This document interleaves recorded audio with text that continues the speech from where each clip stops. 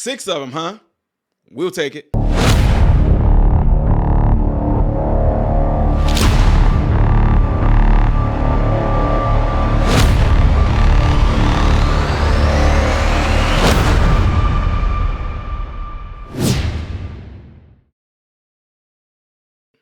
What's going on, everybody? Appreciate you guys all being here. Make sure you follow me on all these platforms you see listed right here. I'm also on another YouTube channel I have called Man, Husband, Father, and another YouTube channel that's coming up right now called Meme Stream Media Shorts. Yes, you heard it, Meme Stream Media Shorts, all right? For those of you that have joined Patreon, I really appreciate it. You guys that joined the dollar tier, I really appreciate you guys. I really do, as you see how I responded there. Okay, ladies and gentlemen, you guys know, and you probably have heard, that a huge blow has come to Miss Fani Willis' case regarding President Donald Trump. 6 charges have been dropped. Yes, 6 of them. Out of what, 1 million? No, I'm just kidding. Anyway, check this out. As of today, 6 counts now struck by the judge in the Georgia case against former President Donald Trump. He still faces 10 more charges there. The judge said there was a, quote, lack of detail that was provided by the prosecution around the dismissed charges. Some calling this, quote, embarrassing for Fulton County DA Fani Willis as we await a ruling on her future and whether or not she can stay on this case. This is totally separate from that part of the story. We expect we may hear something shortly from the judge on that.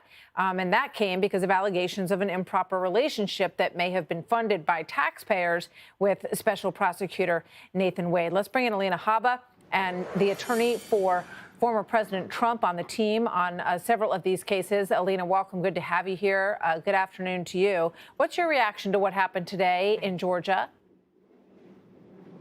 I wish that all the counts had been dropped, because that's probably what should have been. I mean, at least it was a step in the right direction. It goes to the sloppiness of, frankly, the prosecutors down there. We know that that's the case. And more importantly, that this should not have been brought in general. The attorney handling this case put out a statement that I think says it all, and at the end of the day, remember, we've got a prosecutor here who's currently being questioned about her own ethical obligations, her ability to even stay on this case. I'm going to defer to this judge to make the right decision. But today was a good step in the right direction. What do you think it means for whether or not he will decide to remove Fani Willis from this case? What does your gut tell you on this, Alina? I don't think it's indicative necessarily of his actions in terms of Fani. I think that Fani, whatever she calls herself, she's got her own issues that are outside of this case that clearly have permeated her decision-making ability. And as I've always said, as my clients always said, we know that these were motivated by one thing and one thing only, and that's election interference that's trying to bring Trump down. And on the heels of last night, I think that it's very clear that the American people are seeing it for what it is and are going to stand up and not take it very much. I want to get your thoughts, even though you're not directly involved in this. You're part of the larger legal team representing the former president. But the first case that is set to go to trial is in New York City here on March 25th under Judge Merchan. And it deals with the hush money that was paid to Stormy Daniels. That's what the charges in this case, and that it was diverted in the way that it was paid through legal fees. Do you think that case is going to get underway on March 25th? And how does the former president feel about this one that is likely to happen before, right in the middle of the election season?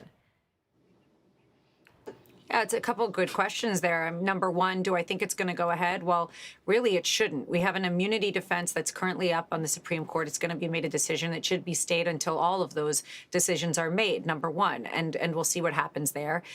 Number two, let's remember what this is, Martha. Stormy Daniels is probably one of the oldest legendary let's get Trump cases that we saw come out. Her attorney, I believe, is in prison or was, probably disbarred. Michael Cohen, yet again, reared his ugly head in that.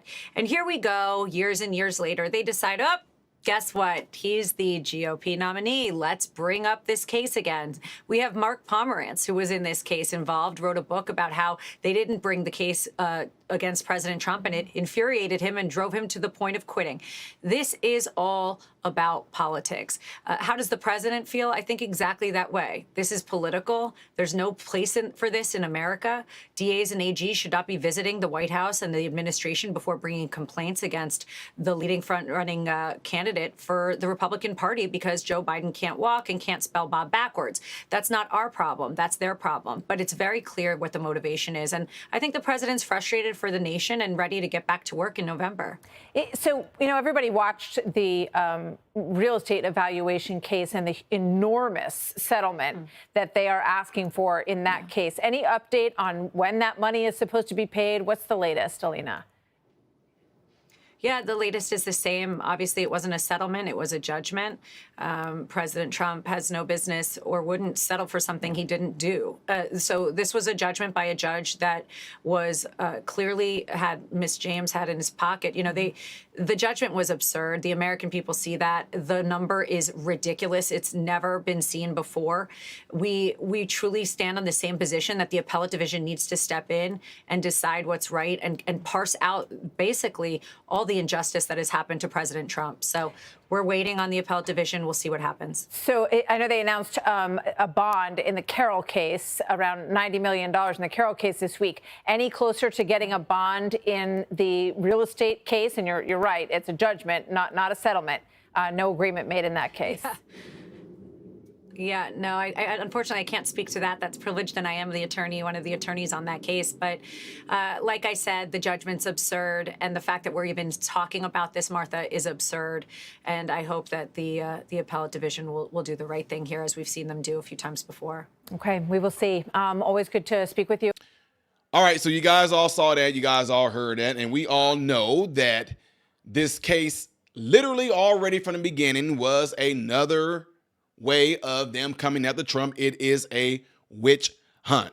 I don't know why they don't keep on. I don't know why they're keeping it from the public and why most news media outlets are not putting it out there that Fani Willis and Nathan Wade were at the White House and all this stuff like that multiple times. I think twice. I just want to leave it at 2 or under before they went after Donald Trump.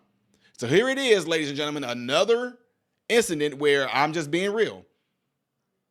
I'm just telling you my thoughts on this particular thing. Black woman being made to go after Trump. Fani Willis. Fani Willis. She used a black man to go after Trump.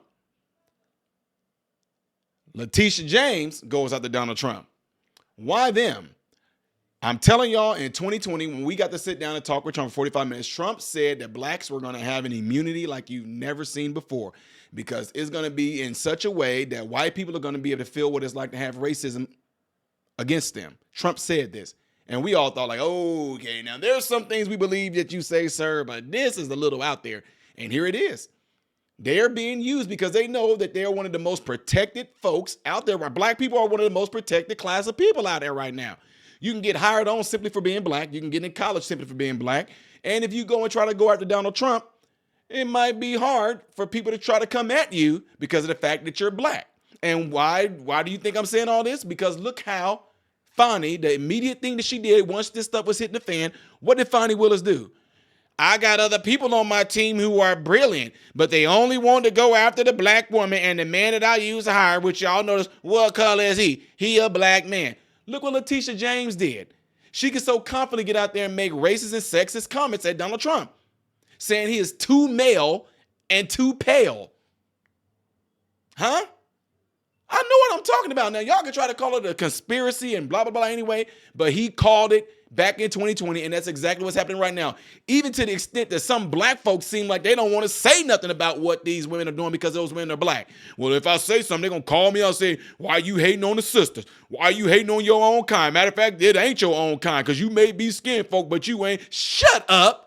What they doing is absolutely wrong. They're just being used as political pawns because of the fact that Trump called it and said they're going to have this type of immunity. That's why if anybody white says something about them, the first thing, if anybody white says something about Fani and Letitia, the first thing they want to do, racism. Look what they're crying now. The FDNY booed Letitia James. And look what's happening to them now. Don't you dare boo a black woman now. That was in a, don't you, we want to, who is it that booed this woman? Because we're not going to take this. This can be looked at as racism. You're booing a black woman. No, bullcrap. They're booing somebody who is nothing more than a political pawn used to do their evil deeds, hiding behind the guise of a black woman in which Trump said would have the immunity. Y'all, let me know what y'all think of this. Don't forget to hit that like button right now. 5 seconds. I know I usually ask in the beginning, but y'all can click the five. Y'all can click the 5. You can click the like button right now, right? Click it. Appreciate it.